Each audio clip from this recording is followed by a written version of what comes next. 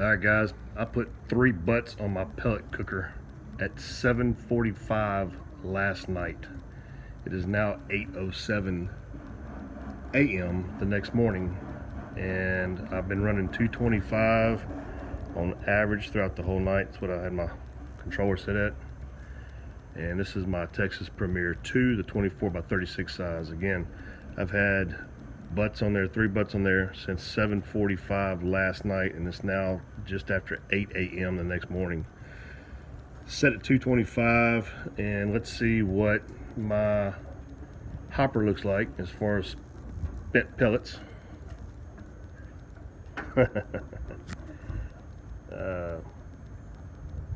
It dropped maybe 2.5, 3 inches.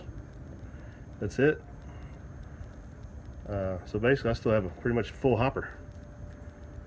So this has been running well over 12 hours at 225, and that's all it's used. And you can hear it running.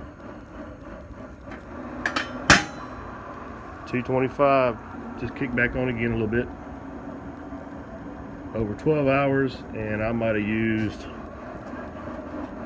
a couple pounds of pellets. That's it. That's that 1/4-inch thick steel, Gator Pit design. That's what it does, guys. This thing will run so efficient, it's ridiculous. It's hard to believe. You've got to see it to believe it. That is no joke. That is crazy, man. Crazy, crazy, crazy efficient pellet grill.